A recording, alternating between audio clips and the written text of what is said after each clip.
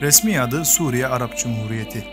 Orta Doğu'da bir Akdeniz ülkesi olan Suriye'nin doğusunda Irak, güneyinde Ürdün, güneybatısında İsrail, Lübnan ve kuzeyinde Türkiye bulunmaktadır. Batısında Akdeniz'e kıyısı olan Suriye topraklarının 2/3'ü çöllerle kaplıdır. Su kaynakları kısıtlı olan ülke zaman zaman Türkiye ile su sorunları yaşamıştır. Yüz ölçümü 185.180 kilometre olan Suriye, Türkiye topraklarının yaklaşık 1/4 kadardır. Başkenti Şam ve başkentten sonra en büyük şehirleri Halep, Laskiye ve Humus'tur. En kalabalık şehri 2.132.000 nüfusu ile Halep'tir. Ülkenin büyük bölümünde çöl iklimi hakimdir. Bunun yanında Akdeniz'e kıyısı olan Laskiye ve Tatrus şehirlerinin kıyı kesimlerinde Akdeniz iklimi görülür. Nüfusu 2010 yılında 21.018.834 olan Suriye'nin iç savaş ve mülteci göçleri sebebiyle 2019 yılında 18.507.587 kişi olduğu tahmin edilmektedir. Nüfusun %80'i Arap, %8'i Kürt, %6'sı Türk ve Türkmen asıllı, %2'si Ermeni ve geri kalan %4'lük kısmı ise diğer etnik gruplardan oluşmaktadır. Ülke nüfusunun %74'ü Müslüman olan Suriye'de, Müslüman nüfusun %80'i Sünni, %10'u ise Şiilerden oluşmaktadır. Toplam nüfusun %10'u Arap Alevileri yani Nusayrilerden, %10'u Hristiyanlar, %3'ü Dürziler ve kalan %3'ü ise Yezidi, Caferi ve Yahudi gibi diğer dini gruplardan oluşmaktadır. Suriye topraklarının sadece %30'luk kısmında tarım yapılabilmektedir ve küçükbaş hayvancılık başta olmak üzere hayvancılık halkın temel geçim kaynağını oluşturmaktadır. Belirli bir kısımda petrol ve doğalgaz olan ülkede petrol milli gelirin %26'sına denk gelmektedir. Bunun yanında fosfat, krom ve mangan cevheri gibi madenlerin çıkarımı yapılmaktadır. Bir Mezopotamya ülkesi olan Suriye, tarihte birçok medeniyete ev sahipliği yapmıştır. Özellikle kervan yolları üzerinde bulunması onu daha cazip bir hale getirmiştir. Bilinen tarihte M.Ö. 1500 yıllarda İsrailoğullarının kendilerine vaat edilmiş topraklar olarak kabul ettikleri bu topraklara yerleşmişlerdir. Daha sonra Aramiler, Asurlar, Babiller, Persler, Yunanlılar ve Romalılara ev sahipliği yapmıştır. İslam fetihlerinden sonra Emeviler, Abbasiler, Eyyubiler, Selçuklular ve Memlükliler tarafından yönetilmiştir.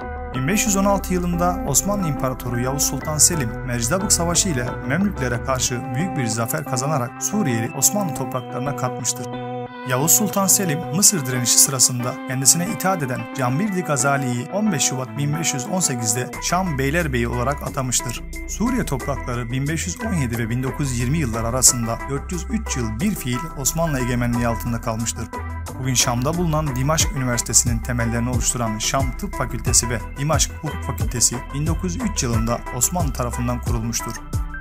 Suriye'de Türkiye sınırları dışında bulunan tek toprak parçası olan Süleyman Şah Türbesi, ülkedeki terör gruplarının oluşturduğu tehdit nedeniyle 22 Şubat 2015 tarihinde Şah Fırat Operasyonu ile Caber Kalesi yakınlarındaki Karakozak köyünde bulunan türbe, Türkiye sınırlarına daha yakın konumdaki Suriye Eşmesi köyüne taşınmıştır.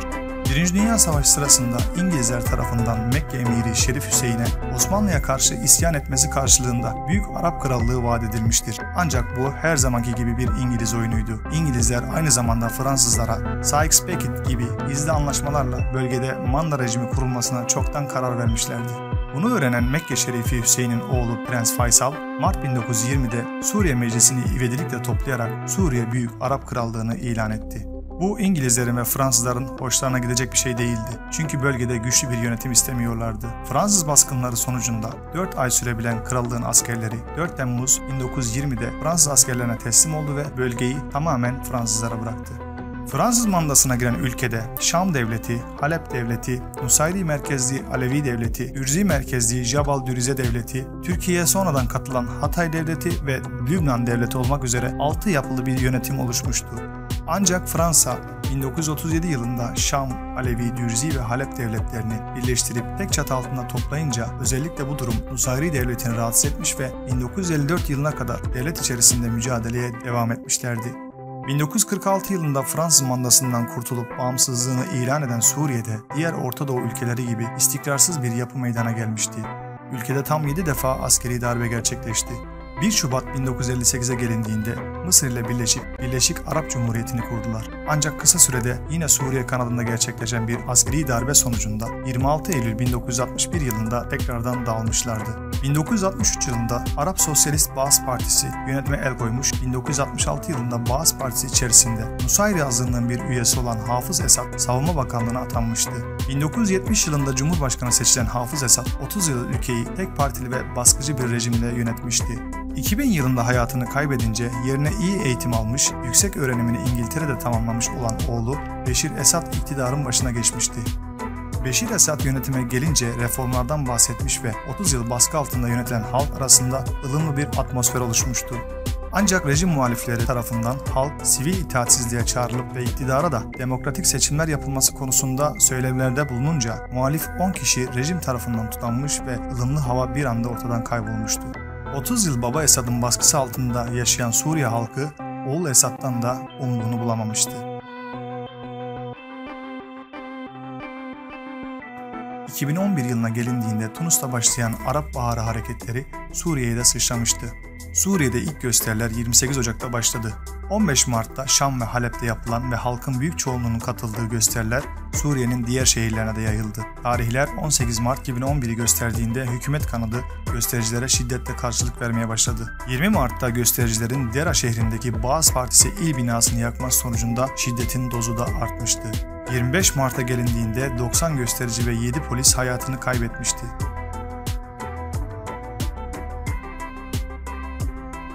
Göstericiler hükümete 7 Nisan'a kadar hükümetin istifa etmesini, olağanüstü halin kaldırılmasını ve siyasi tutukların salıverilmesi gibi taleplerde bulununca 20 şehre yayılmış olan gösterilere ordu ağır silahlarla karşılık verdi. Mayıs ayının sonuna gelindiğinde 1000'den fazla sivil, 150 kadar güvenlik mensubu hayatını kaybetmişti.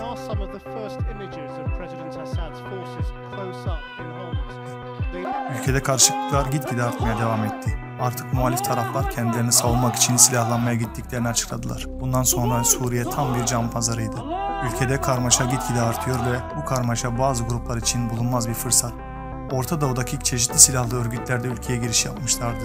Birçoğu muhalif kanadındayken IŞİD, El-Kaide gibi cihatçı gruplar kendi topraklarını kazanmaya çalışıyor. Öte yandan YPG, PYD gibi terör örgütleri de Kuzey Irak'taki özerk yönetim gibi bir yönetim bekleyişinde ABD desteğinde silahlanmayı hızlandırmıştı. Suriye artık rejim ve muhaliflerin savaşından çıkmıştı. Suriye'de yaşanan iç savaş dünya politikasında iki bloğa ayırmıştı. Rusya ve İran Esad'ı desteklerken ABD, Türkiye, Suudi Arabistan ve Katar muhalifleri destekliyordu. Rusya, savaşı Esad'ın lehine çevirmek için 2015 yılında hava harekatına başlamış, operasyonlarda teröristleri hedef aldığını söylese de bölgedeki aktivistler tarafından çok sayıda sivil halkın hayatını kaybettiği rapor edilmiştir. İran, Esad'ı desteklemek için milyarlarca dolar yardım ettiği Lübnan'daki Hizbullah kolunu, Afganistan, Yemen ve Irak'taki militanları Esad güçlerine de destek için kaydırdığı bilinmektedir. Suudi Arabistan ve Katar'ın muhaliflere hem maddi ve hem silah destek yaptığı biliniyor.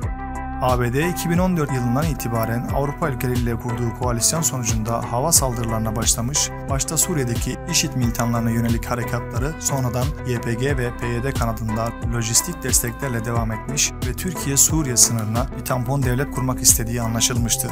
Türkiye başta Özgür Suriye ordusunu desteklerken hedefin odak noktasını değiştirmiş ve PYD-YPG kanadını hedef almış durumdadır. 9 Ekim 2019 tarihinde Türkiye sınırında 32 kilometrelik güvenli bir bölge oluşturmak için Barış Pınarı adını verdiği kara ve hava operasyonlarına başlamıştır. Dünya kamuoyu özellikle ABD ve Avrupa bu operasyona sert bir şekilde karşı çıksa da Türkiye operasyonda kararlılığını göstermiştir.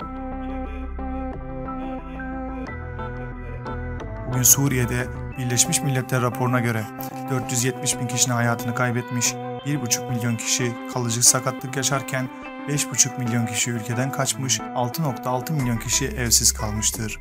Ülkeden kaçanların %93'ü Türkiye'ye, geri kalanlar ise Ürdün ve Lübnan'a geçmişlerdir. Savaşın sona ermesi yakın zamanda pek mümkün görünmese de siyasi bir çözümün gelmesi herkesin ortak kanısı.